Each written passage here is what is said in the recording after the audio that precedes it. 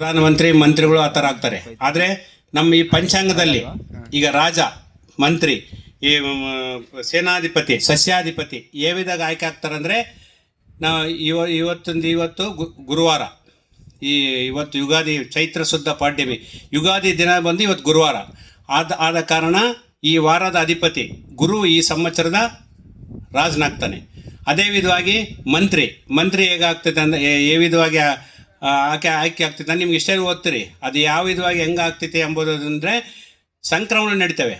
ಸಂಕ್ರಮಣ ನಮ್ಗೆ ಒಂದೇ ಒಂದು ಸಂಕ್ರಮಣ ಗುರುತಿದೆ, ಏನದು? ಮಕರ ಸಂಕ್ರಮಣ. ಮಕರ ಸಂಕ್ರಮಣ ದಿನ ಏನಾಗ್ತೈತೆ, ಜಗತ್ ರಕ್ಷಕನಾದ ಸೂರ್ಯ ಭಗವಾನು ಧನುಸ್ ರಾಶಿಯಿಂದ ಮಕರ ರಾಶಿಗೆ ಹೋಗ್ತೈತೆ.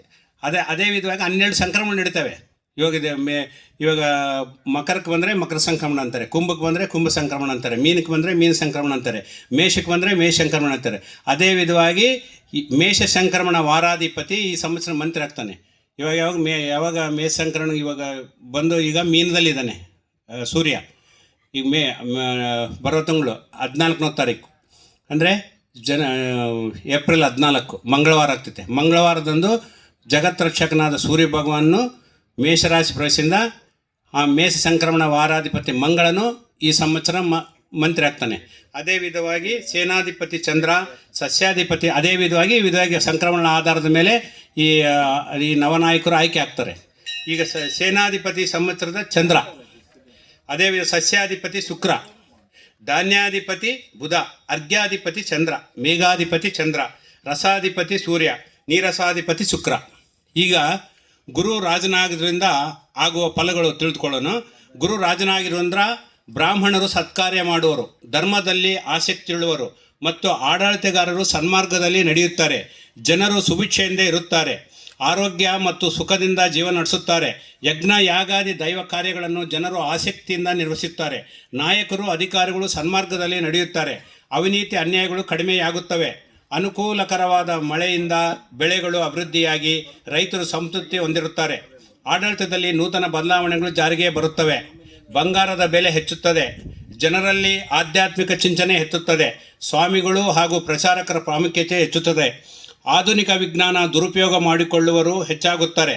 ಗುರು ಉಚ್ಚಸ್ಥಾನ ಸಂಚಾರ ಮಾಡುವುದರಿಂದ ದೇವಾಲಯಗಳು, ಆಧ್ಯಾತ್ಮಿಕ ಕೇಂದ್ರಗಳು ಅಭಿವೃದ್ಧಿಯಾಗುತ್ತವೆ. ದೇವಾಲಯಗಳಲ್ಲಿ ಅವಿನೀತಿ ತಡೆಗಟ್ಟುವಲ್ಲಿ ಸರ್ಕಾರವು ಜಯಗಳಿಸುತ್ತದೆ. ಅನ್ನದಾನ ಛತ್ರಗಳು ಅಭಿವೃದ್ಧಿಯಾಗುತ್ತವೆ. ಈಗ ಮಂತ್ರಿಯಾದ ಕುಜನ ಫಲಗಳು. ಕುಜನು ಮಂತ್ರಿಯಾಗುವುದರಿಂದ ಕಲಹಗಳು, ಯುದ್ಧಗಳು, ಚೋರ ಅಗ್ನಿಭಯಗಳು, ಮಳೆಗಳು ಮಧ್ಯವಾಗಿರುತ್ತವೆ. ಸಸ್ಯಗಳಿಗೆ ರೋಗಗಳು ಹೆಚ್ಚಾಗುತ್ತವೆ.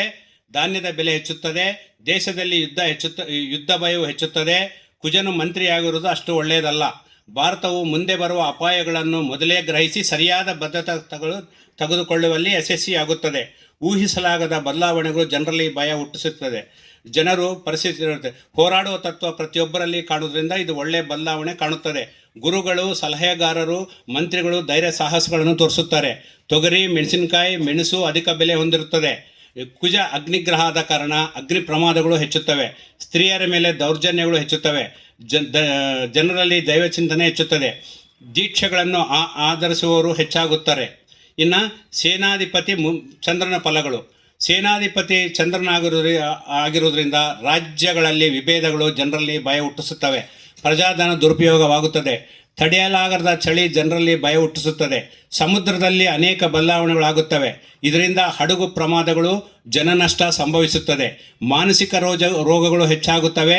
ಆತ್ಮಹತ್ಯೆಗಳು ಅಧಿಕವಾಗುತ್ತವೆ. ಮನೆ ಬಿಟ್ಟು ಹೋಗುವವರ ಸಂಖ್ಯೆ ಹೆಚ್ಚಾಗುತ್ತದೆ. ಮಾನಸಿಕ ಬಲಹೀನತೆಗಳು ಎಲ್ಲ ರಂಗವನ್ನು ಪ್ರಭಾವಗೊಳಿಸುತ್ತವೆ. ಇನ್ನು ಸಸ್ಯಾಧಿಪತಿ ಶುಕ್ರನ ಫಲಗಳು.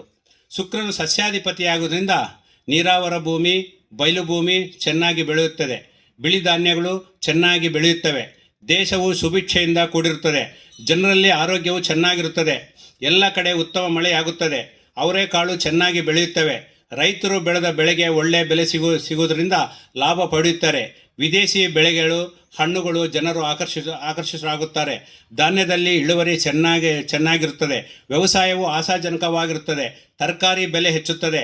ಶೇಂಗಾ, ಈರುಳ್ಳಿ, ಆಲೂಗಡ್ಡೆ ಚೆನ್ನಾಗಿ ಬೆಳೆಯುತ್ತವೆ. ಮಾವಿನ ಬೆಳೆಗೆ ಪ್ರತಿಕೂಲಕರ ಕಾಲ. ಧಾನ್ಯಾಧಿಪತಿ ಬುಧನ ಫಲಗಳು. ಧಾನ್ಯಾಧಿಪತಿ ಬುಧನಾಗಿರುವುದರಿಂದ ಅಕ್ಕಿ, ಗೋಧಿ, ತೊಗರಿ ಎಲ್ಲ ವಿಧವಾದ ಧಾನ್ಯಗಳು, ಎಣ್ಣೆ, ಅಲಂಕಾರ ವಸ್ತುಗಳ ಬೆಲೆ ಹೆಚ್ಚುತ್ತದೆ. ಹತ್ತಿ, ಮೆಣಸಿನಕಾಯಿ ಬೆಲೆ ಅಧಿಕವಾಗಿರುತ್ತದೆ. ಪೂಜಾ ಸಾಮಗ್ರಿಗಳು, ಹಾಲು, ತುಪ್ಪ, ಮೊಸರು ಇವುಗಳ ಬೆಲೆ ಹೆಚ್ಚುತ್ತದೆ. ವಿಚಿತ್ರವಾದ ಚರ್ಮ ರೋಗಗಳು ಬರುತ್ತವೆ. ಆಯುರ್ವೇದ ಪ್ರಾಮುಖ್ಯತೆ ಹೆಚ್ಚುತ್ತದೆ. ಆಯುರ್ವೇದ ಔಷಧಗಳ ಬೆಲೆ ಹೆಚ್ಚುತ್ತದೆ. ಜನರಲ್ಲಿ ಮಧುಮೇಹ ಇರುವವರ ಸಂಖ್ಯೆ ಹೆಚ್ಚಾಗುತ್ತದೆ. ಇನ್ನು ಅರ್ಘ್ಯಾಧಿಪತಿ ಚಂದ್ರನ ಫಲಗಳು. ರಾಜಕೀಯವು ಕಲುಷಿತವಾಗುತ್ತದೆ. ರಾಜಕೀಯವು ವ್ಯಾಪಾರವಾಗುತ್ತದೆ. ಕೆಂಪು ಬಣ್ಣದ ಭೂಮಿ ಚೆನ್ನಾಗಿ ಬೆಳೆಯುತ್ತದೆ. ಆತ್ಮೀಯರು, ಅಭಿಮಾನ, ಪ್ರೀತಿ, ಸಹಾಯ, ಸಹಕಾರಗಳು ಎಲ್ಲವೂ ಹಣವನ್ನು ಅವಲಂಬಿಸಿದಂಥ ದೌರ್ಭಾಗ್ಯ ಪರಿಸ್ಥಿತಿ ಏರ್ಪಡುತ್ತದೆ. ಎಲ್ಲಿ ನೋಡಿದರೂ ಅಶಾಂತಿ, ವಿಷಾದ, ವಿವಾದ, ಅನೈತಿಕತೆ ಎದ್ದು ಕಾಣುತ್ತದೆ. ಯುವಕರು ಕೆಟ್ಟ ದಾರಿಯಲ್ಲಿ ಸಾಗುವರು. ಕುಲ, ಮತ, ವರ್ಗ ಭೇದಗಳು ಹೆಚ್ಚುತ್ತವೆ.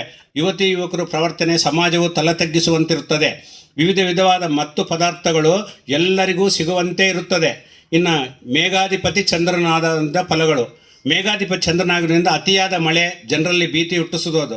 ನಿರ್ಜನ ಪ್ರದೇಶ, ಬೆಟ್ಟಗಳಲ್ಲಿ, ಪರ್ವತಗಳಲ್ಲಿ, ಪಟ್ಟಣಗಳಲ್ಲಿ ಅಧಿಕ ಮಳೆ, ಕಷ್ಟ ನಷ್ಟಗಳು ಹೆಚ್ಚಾಗುತ್ತದೆ. ಸಿಡಿಲಿನಿಂದ ಜನನಷ್ಟ, ಆನೆಕಲ್ಲು ಮಳೆಯಿಂದ ಬೆಳೆ ನಾಶ, ಬಿರುಗಾಳಿಯಿಂದ ಕೆಲವು ಪ್ರಾಂತಗಳಲ್ಲಿ ನಷ್ಟ, ಗಾಳಿಯಲ್ಲಿ ವೇಗವು ಹೆಚ್ಚುವುದು, ಸಮುದ್ರದಲ್ಲಿ ಬರುವ ಬದಲಾವಣೆಗಳಿಂದ ಸಮುದ್ರ ತೀರ ಪ್ರಾಂತಗಳು, ನಗರಗಳು ಬಹಳ ನಷ್ಟ. ರಸಾಧಿಪತಿ ಸೂರ್ಯನ ಫಲಗಳು. ಎಳ್ಳು, ಎಣ್ಣೆ, ಬೆಲ್ಲ, ಉಪ್ಪು ಮೊದಲಾದ ಪದಾರ್ಥಗಳ ಬೆಲೆ ಹೆಚ್ಚುತ್ತದೆ. ವಿಸ್ಫೋಟ ಸಂಬಂಧ ಸಂಘಟನೆಗಳು ಪ್ರಪಂಚವ್ಯಾಪ್ತವಾಗಿ ನಡೆಯುತ್ತವೆ. ಇದರಿಂದ ಪ್ರಾಣ ನಷ್ಟ ಸಂಭವಿಸುತ್ತದೆ. ಸಾಂಸ್ಕೃತಿಕ ಕಲಾರಂಗದಲ್ಲಿ ಚಿಕ್ಕ ಮಕ್ಕಳು ಚೆನ್ನಾಗಿ ಸಾಧನೆ ಮಾಡಿ ದೇಶಕ್ಕೆ ಖ್ಯಾತಿ ತರುತ್ತಾರೆ. ರಾಸಾಯನಿಕ ಪದಾರ್ಥಗಳು ಸಂಘ ವ್ಯತಿರೇಕ ಶಕ್ತಿಗಳ ಕೈ ಸೇರುತ್ತದೆ. ಹಿಂಸಾತ್ಮಕ ಘಟನೆಗಳು, ಉಗ್ರವಾದ ಕೃತ್ಯಗಳು ಮಹಾಪಟ್ಟಣಗಳಲ್ಲಿ ಹೆಚ್ಚಾಗುತ್ತವೆ. ಭಯದ ವಾತಾವರಣ, ಜನರ ಕಾಲ ಕಳೆಯುವ ಸಂಭವ.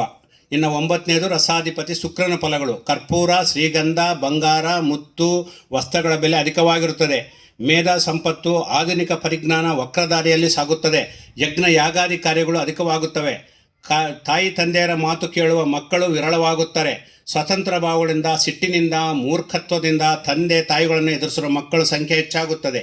ಇನ್ನು ಮಕರ ಸಂಕ್ರಮಣ.